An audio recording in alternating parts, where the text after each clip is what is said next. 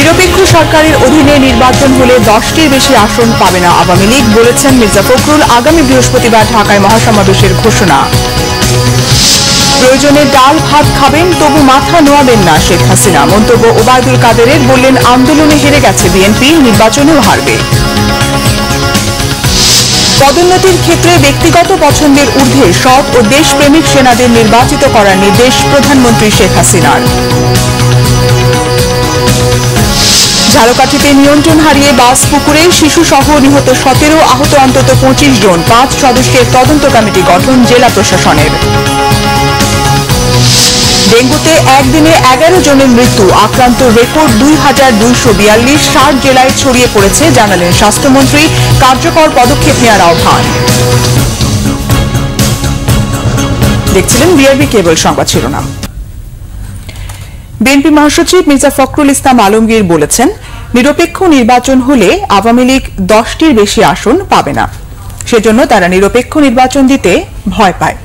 সরকার গায়েবী মামলা দিয়ে ত্রাসের রাজত্ব কায়েম করে আবারও একতরফা নির্বাচন করতে চায়। এবার আর সেই সুযোগ দেয়া হবে না। এক দফা দাবিতে 27 জুলাই রাজধানীতে মহাসমাবেশের ঘোষণা দেন বিএনপি মহাসচিব। আরো জানাচ্ছেন জাহাঙ্গীর আকন্দ, ছবি তুলেছেন এম সেলিম। প্রচন্ড রোদ আর তীব্র গরম উপেক্ষা করে তারুণ্যের এই জনস্রোত ঐতিহাসিক সোহরাওয়ার্দী উদ্যানের দিকে। দেশের বিভাগীয় শহরে সমাবেশের পর ঢাকায় তারুণ্যের এই সমাবেশের আয়োজক জাতীয়তাবাদী ছাত্রদল, স্বেচ্ছাসেবক দল ও যুবদল। শনিবার সকাল থেকেই ঢাকা বিভাগ সহ 3 সাংগঠনিক বিভাগ, ময়মনসিংহ, ফরিদপুর ও কুমিল্লার বিভিন্ন জেলা ও থানা থেকে নেতাকর্মীরা মিছিল নিয়ে সমাবেশে যোগ দেয়। আনুষ্ঠানিকভাবে সমাবেশ 2টায় শুরু হওয়ার কথা থাকলেও দুপুরের আগেই কানায় কানায় পূর্ণ হয়ে যায় সমাবেশ স্থল।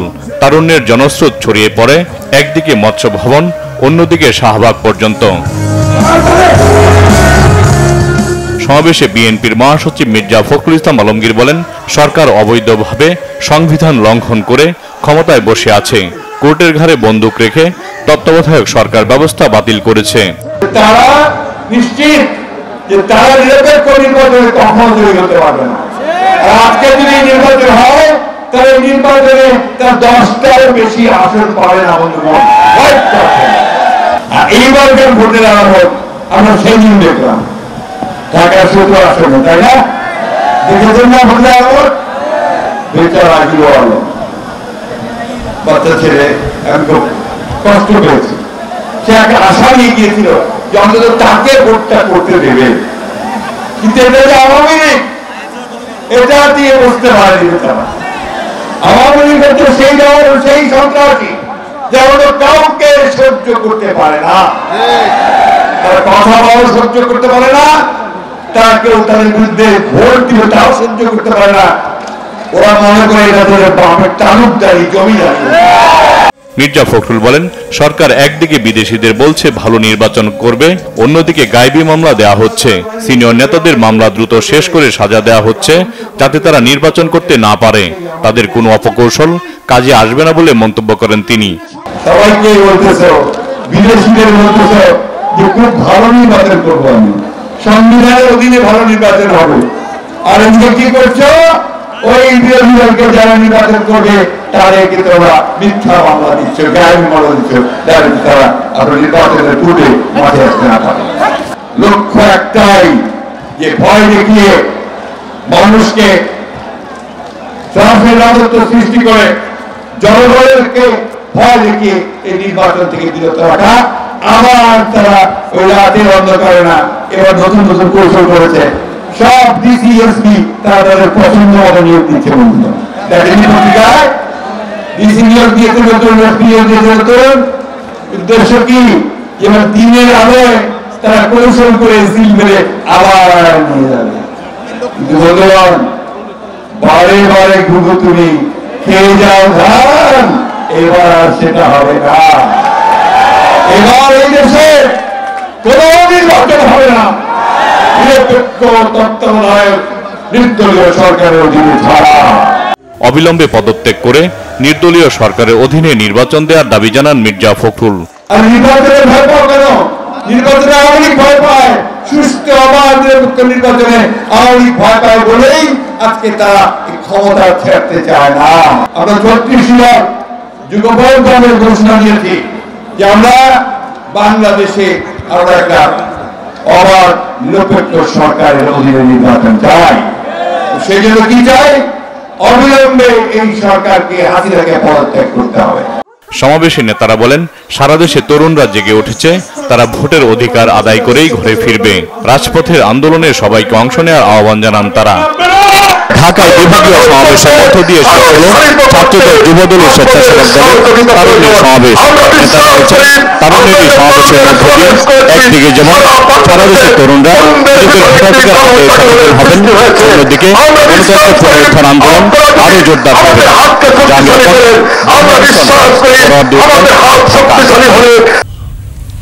এদিকে ঢাকার সমাবেশে দেশের বিভিন্ন জেলা থেকেও যোগ দেন বিএনপি ও সহযোগী সংগঠনের নেতাকর্মীরা। জাতীয়তাবাদী যুবদল, স্বেচ্ছাসেবক দল ও ছাত্র দল আয়োজিত সমাবেশে অংশ নিয়ে অনেকেই বলেছেন, 4 কোটির বেশি তরুণ ভোটার গেল 15 বছরে ভোটাধিকার পাননি। তাই মানুষের ভোটের অধিকার ফিরিয়ে আনার সংগ্রাম বেগবান করতে সমাবেশে যোগ দেন তৃণমূলের নেতাকর্মীরাও। মিরাজ হোসেন গাজীর রিপোর্ট, ক্যামেরায় ছিলেন আরিফুল ইসলাম মাসুম। দেশ বাঁচাতে তারুণ্যের সমাবেশ স্লোগানে বিএনপির 3 সহযোগী সংগঠনের কর্মসূচিতে যোগ দিতে সোহরাওয়ার্দী উদ্যানমুখী এই খণ্ড খণ্ড মিছিল। যুবদল, স্বেচ্ছাসেবক দল ও ছাত্রদল আয়োজিত সমাবেশ সফল করতে রাজধানীর বিভিন্ন ওয়ার্ড ও থানা থেকে নানা দাবির স্লোগানের ব্যানার প্লাকার্ড নিয়ে মিছিলে অংশ নেন নেতাকর্মীরা। বয়স যার তরুণ, যুদ্ধে যাবার সময় তার, এই কথাটিতে বিশ্বাস করে এবং এটিকে বুকে ধারণ করে 1971 সালে যেরকম পরাধীন ছিল, যুদ্ধ করে বাংলাদেশকে স্বাধীন করা হয়েছিল, আজকেও তরুণদেরকে যুদ্ধে ঝাঁপিয়ে পড়ে বাংলাদেশকে আরেকবার স্বাধীন করতে হবে।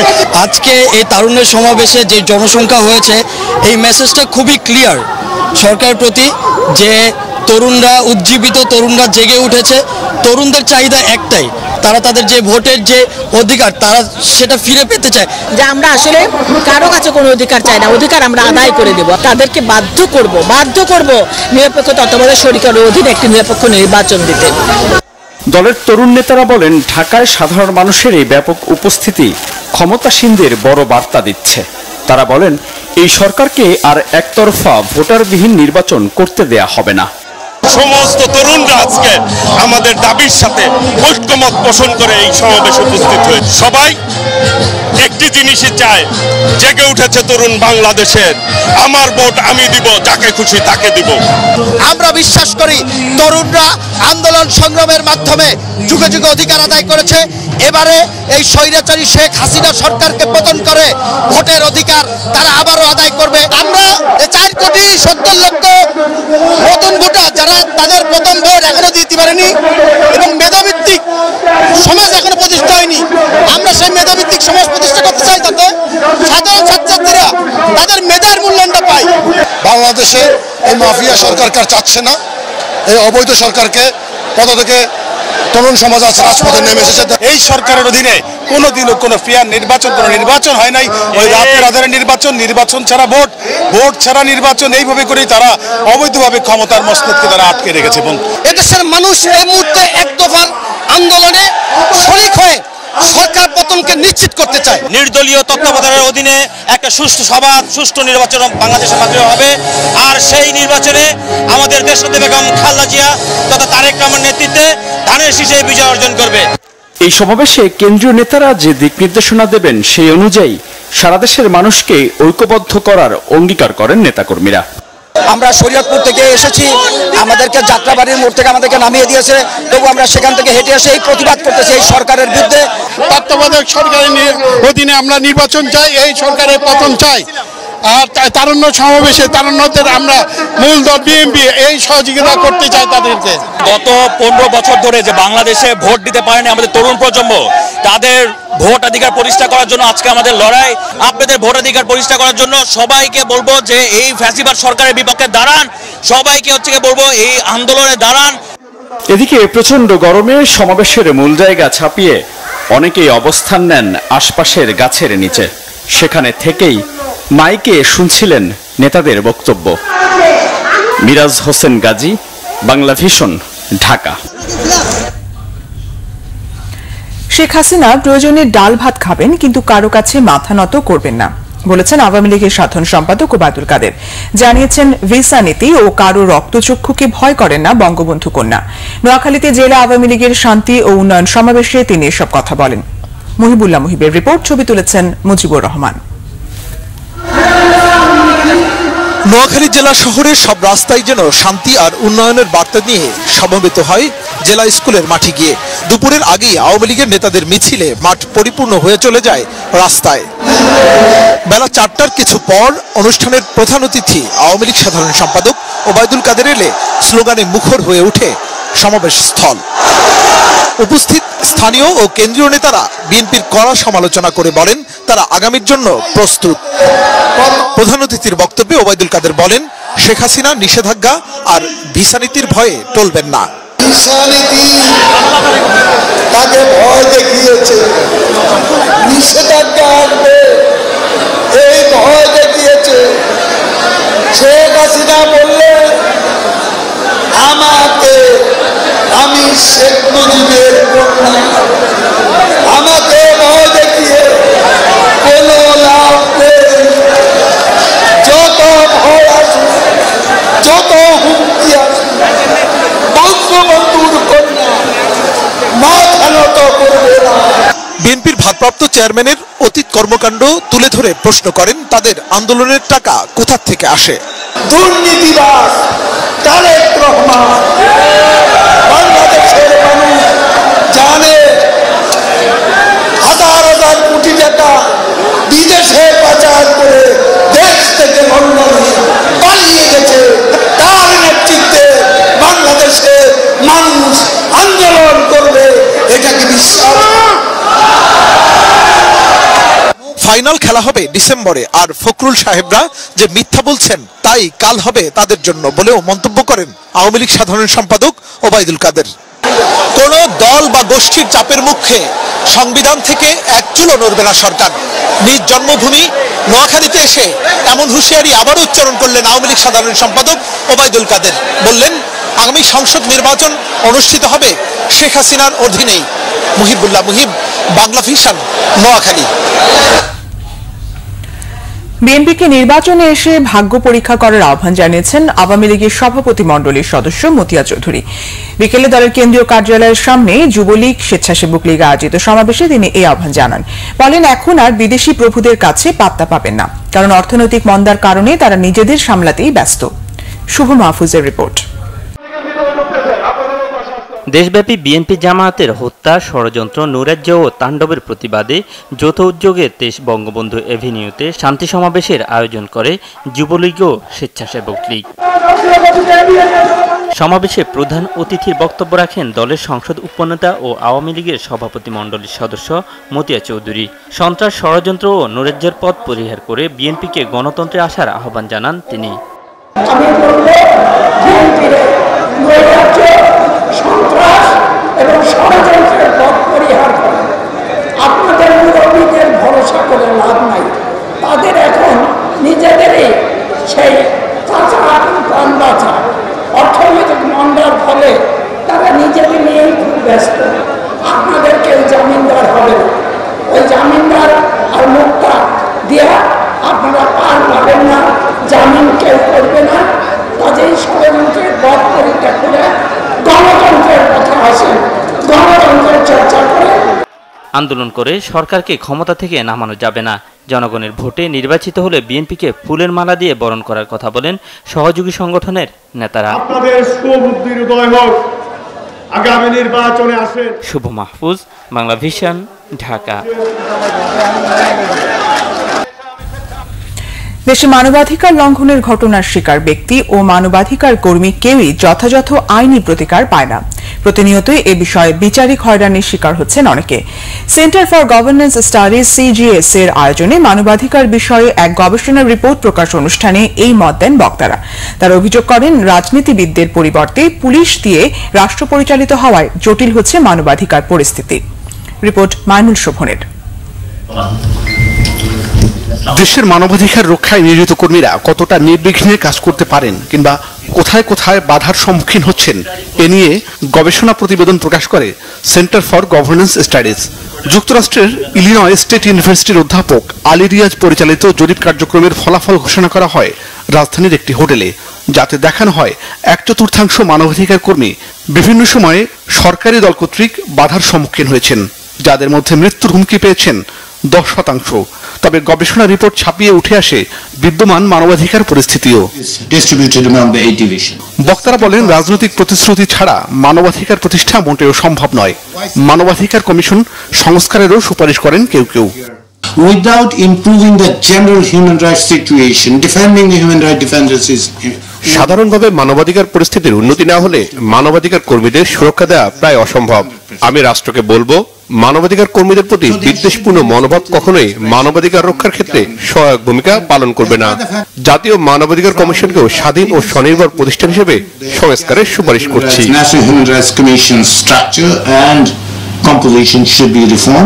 বড় দুর্বলতা হচ্ছে এই কমিশনের সাজেশনস, রিকমেন্ডেশনস সরকার পালন করতে বাধ্য নয়। তবু যদি সরকারি সব কথা যদি হিউম্যান রাইটস কমিশন শোনে, আমি অনুরোধ করব আপনারা প্লিজ সরকারকে বলেন এক্সট্রা জুডিশিয়াল মার্ডার বন্ধ করতে, প্লিজ তাদেরকে বলেন কাস্টোডিয়াল টর্চার বন্ধ করতে। মানবাধিকার কর্মীদের উপর চাপ কেবল বিদ্যমান সময়কার চিত্র নয়, বরং এটিকে সব সরকারের আমলের সমস্যা হিসেবে চিহ্নিত করেন বক্তারা। ভালো মাত্রায় কিন্তু অনেকে জুডিশিয়াল হ্যারাসমেন্ট বা বিচারিক হয়রানির শিকার হচ্ছে। এটা একটা বড় ইস্যু যে মানবাধিকার কমিশন থাকা সত্ত্বেও সেখান থেকে প্রতিকার পাওয়া খুব বড় একটা সমস্যা, এবং এই ইস্যুগুলো নিয়ে কোর্টে যাওয়ার চেষ্টা করা হয়েছে। সেখানে আনফর্চুনেটলি আমরা বারবার যেটা দেখছি যে কোর্ট কিন্তু সেই ইনভিটেশনটা গ্রহণ করছে না। It's a country is running by the police, country is running by the রাষ্ট্র পুলিশ দিয়ে পরিচালিত হচ্ছে, দেশ আমলাতন্ত্রের মাধ্যমে চলছে, রাজনীতিবিদদের দিয়ে নয়। আর রাজনীতি চলছে ব্যবসায়ী, চোরাচালানকারী ও কালো টাকার মালিকদের সিন্ডিকেটের মাধ্যমে। তারা এমনকি টাকা দিয়ে রায়ও কিনে নিতে পারে।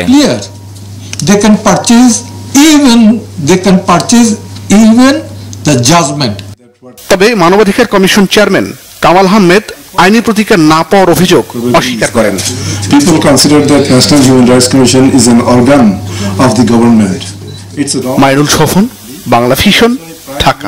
They do not consider সেনাবাহিনীতে পদোন্নতির ক্ষেত্রে ব্যক্তিগত পছন্দের ঊর্ধ্বে উঠে সৎ, যোগ্য, দক্ষ এবং দেশপ্রেমিক কর্মকর্তাদেরকে নির্বাচিত করার নির্দেশ দিয়েছেন প্রধানমন্ত্রী শেখ হাসিনা। শনিবার সেনাবাহিনী সদর দপ্তরে সেনা সদর নির্বাচনী পর্ষদ 2023-এর উদ্বোধন শেষে এই নির্দেশনা দেন তিনি। আস্থা ও আত্মবিশ্বাস না থাকলে স্বাধীনতা ও সার্বভৌমত্ব রক্ষা করা যায় না বলেও মন্তব্য করেন প্রধানমন্ত্রী। রিপোর্ট রিশান নাসরুল্লাহ।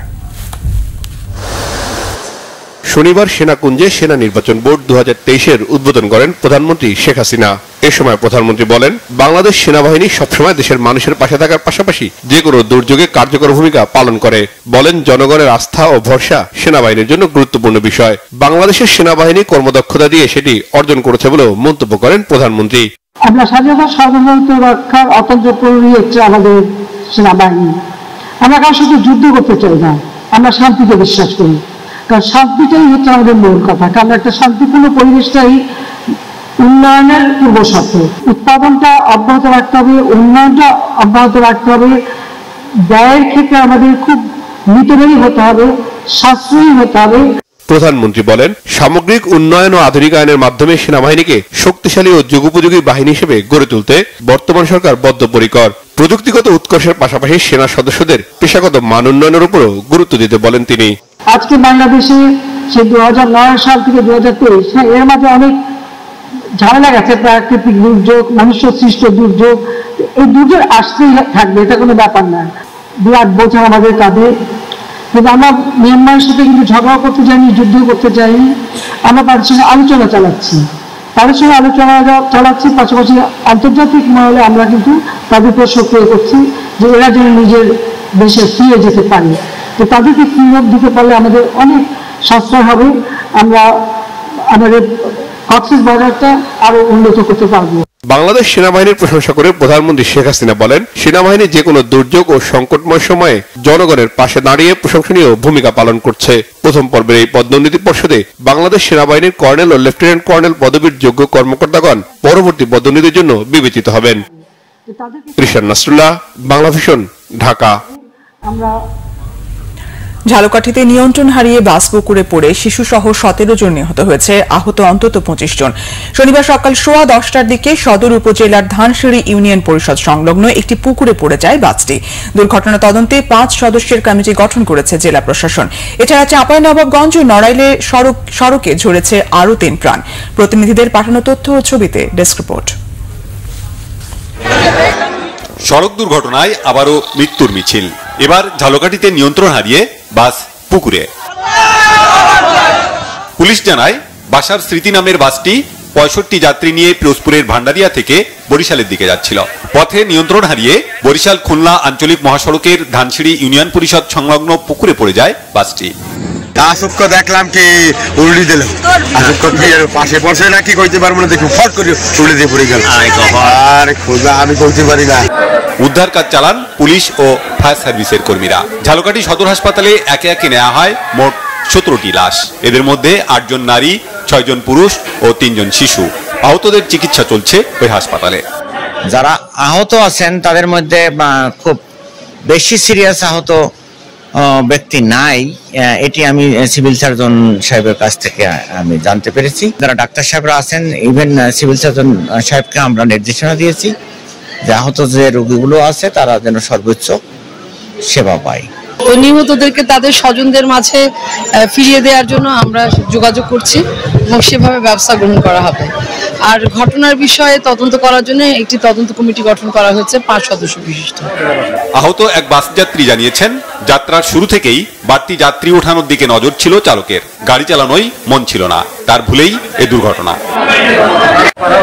এদিকে চাঁপাইনবাবগঞ্জের ভোলাহাট কানসার্ট আঞ্চলিক রাস্তার সোনাজলে পিকআপ চাপায় সিএনজি চালিত অটোরিকশার 2 যাত্রী নিহত হয়েছেন।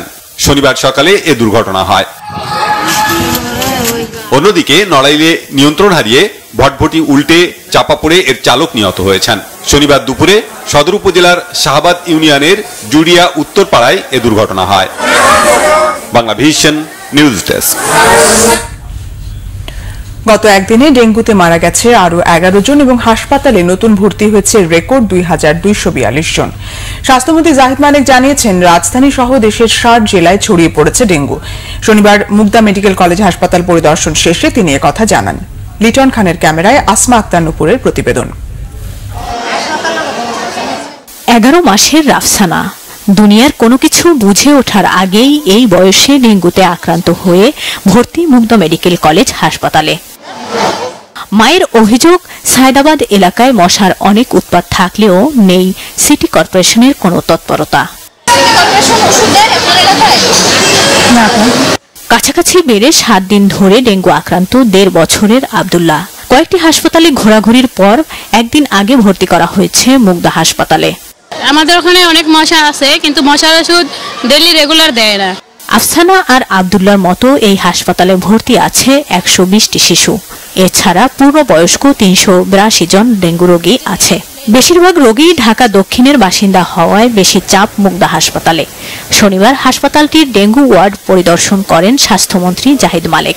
পরিদর্শন শেষে তিনি সাংবাদিকদের বলেন, হাসপাতাল প্রস্তুত।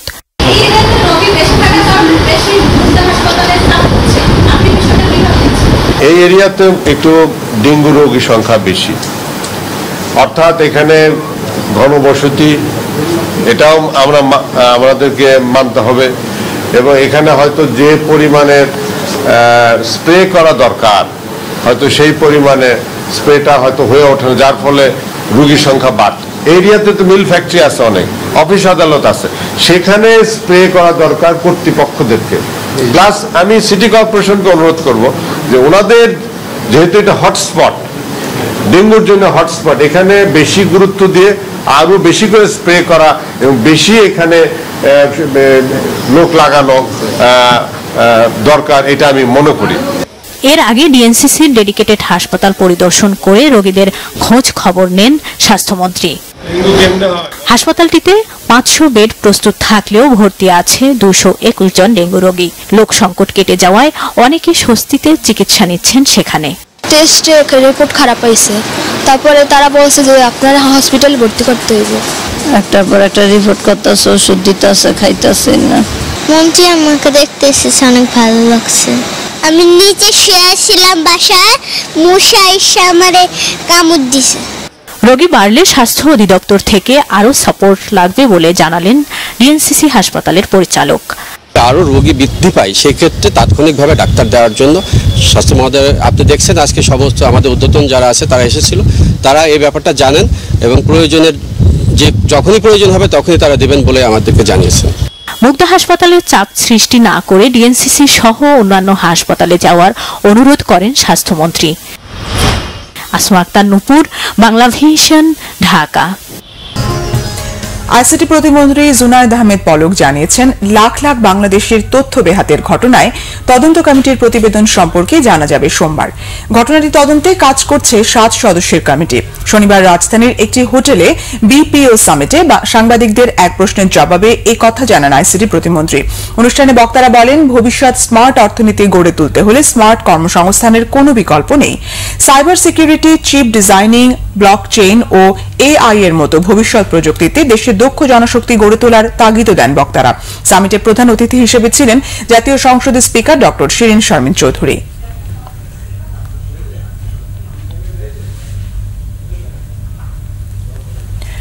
সরকার পতনের এক দফার যুগপৎ আন্দোলনের অংশ হিসেবে ঢাকায় 27 জুলাই বিকেল 3টায় সমাবেশ করবে গণতন্ত্র মঞ্চ।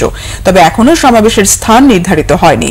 শিগগির স্থানের বিষয়ে জানানো হবে বলেও জানান গণতন্ত্র মঞ্চের নেতারা।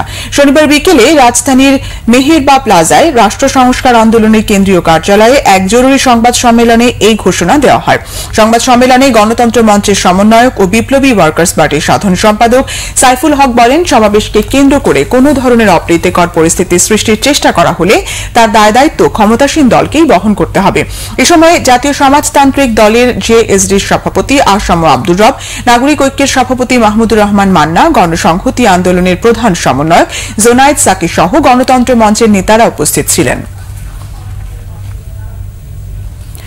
পূবালী ব্যাংক লিমিটেডের অঞ্চল ও কর্পোরেট শাখা প্রধানদের দ্বিতীয় ব্যবসায়িক সম্মেলন 2023 ব্যাংকের প্রধান কার্যালয়ে অনুষ্ঠিত হয়।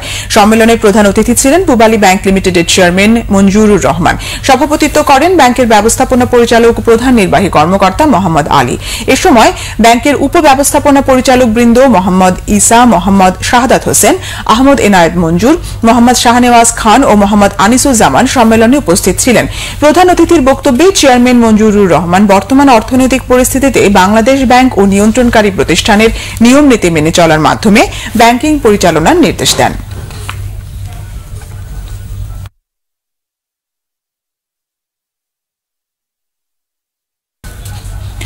সংবাদ শেষ করব বিআরবি কেবল শিরোনামগুলো আরেকবার জানিয়ে। নিরপেক্ষ সরকারের অধীনে নির্বাচন হলে 10টির বেশি আসন পাবে না আওয়ামী লীগ, বলেছেন মির্জা ফখরুল। আগামী বৃহস্পতিবার ঢাকায় মহাসমাবেশের ঘোষণা। প্রয়োজনে ডাল ভাত খাবেন, তবু মাথা নোয়াবেন না শেখ হাসিনা, মন্তব্য ওবায়দুল কাদেরের। বললেন, আন্দোলনে হেরে গেছে বিএনপি, নির্বাচনেও হারবে। পদোন্নতির ক্ষেত্রে ব্যক্তিগত পছন্দের ঊর্ধ্বে সৎ ও দেশপ্রেমিক সেনাদের নির্বাচিত করার নির্দেশ প্রধানমন্ত্রী শেখ হাসিনার। ঝালকাঠিতে নিয়ন্ত্রণ হারিয়ে বাস পুকুরে শিশু সহ নিহত 17, আহত অন্তত 25 জন। 5 সদস্যের তদন্ত কমিটি গঠন জেলা প্রশাসনের।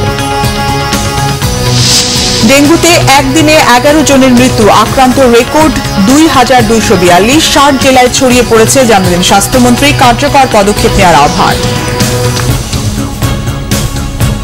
এ ছিল এখনকার মতো। পরের সংবাদ রাত 10:30টায় দেখার আমন্ত্রণ রইল। এছাড়া বাংলা ভিশন সংবাদ ও সংবাদ সংশ্লিষ্ট অনুষ্ঠান দেখতে ভিজিট করুন www.bvnews24.com ও facebook.com/banglavishnnews-এ এবং সাবস্ক্রাইব করুন youtube.com/banglavishnnews।